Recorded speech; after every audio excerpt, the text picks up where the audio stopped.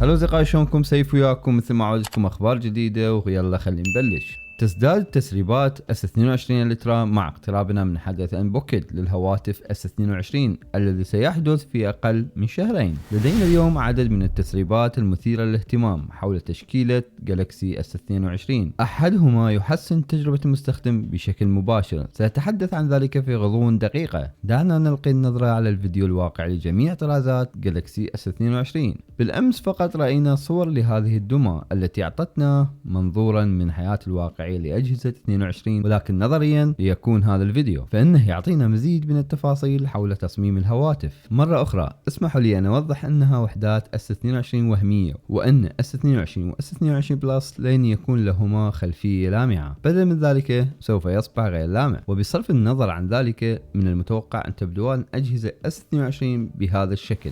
سمعنا مؤخرا إشاعة مفحاها أن جالكسي S22 و S22 بلس يبدوان مثل آيفون 13. بالطبع كانت الشائعات تشير أن الأجزاء الأمامية والخلفية للهواتف سيكونان مسطحان تماما، وهذا الشيء نراه هنا في الوحدات الوهمية. وأيضا تبدو الجانب أو الإطار أقل استدارة وتشبه إلى حد كبير Z Fold 3 المسطح تقريبا. لنكن صادقين، يبدو هذا جيدا حقا، ولكن علينا الانتظار والمعرفة ما إذا كان هذا سيؤثر على شعور المستخدم في تناول اليد، حيث يشتكي بعض المستخدمين من أن أحدث أجهزة آيفون ليست الأفضل في راحة اليد لفترات طويلة. ويبدو S22 الترا أو S22 نوت أكثر سمكا من الهاتفين الآخرين، وأيضا مقارنة بجالكسي نوت 20 الترا، وذلك لأن سامسونج زودت بطارية بأكبر 5000 ملي أمبير في هذا الهاتف. مع ذلك ترى أن سامسونج أزادت بشحن السريع في هواتفها، وطبعا أنها ليست جيدة مثل نظيرتها الأجهزة الصينية، ولكن عند 25 واط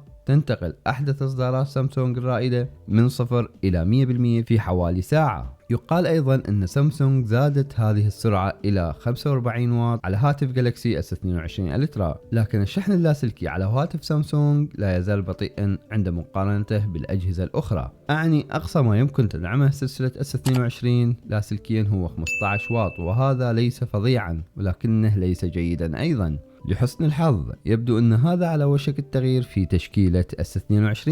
تم رصد شاحن لاسلكي جديد على موقع ويب FCC ويدعم سرعات الشحن تصل إلى 25 واط، وهو على الأرجح لمجموعة S22. للمقارنة فالشحن اللاسلكي لأحدث آيفون 13 برو يصل إلى 15 واط، بينما 23 واط على جهاز بيكسل 6 برو. لذا يبدو أن جالكسي S22 سيكون له اليد العليا عندما يتعلق الأمر بالشحن السريع الأجهزة اللاسلكية. من الآن إليك أول فيديو عملي لما يوصف بأنه منافس قوي لجالكسي Z Fold 3، وهو Oppo Find N. يبدو عريضا وقصيرا حقا عند طيه. حجم الشاشة الخارجية 5.4 بوصة فقط عند الفتح. يمكن رؤية تجعيد ضئيل للغاية، أعني أنه لا يزال بإمكان رؤيتها ولكن ليس واضحة مثل جالكسي Z Fold 3. الشاشة الداخلية 7.1 بوصة ويتم توفيرها من سامسونج نفسها. ما زلنا لا نعرف ما إذا كانت الشاشة تحتوي على زجاج فائق النحافة أم لا.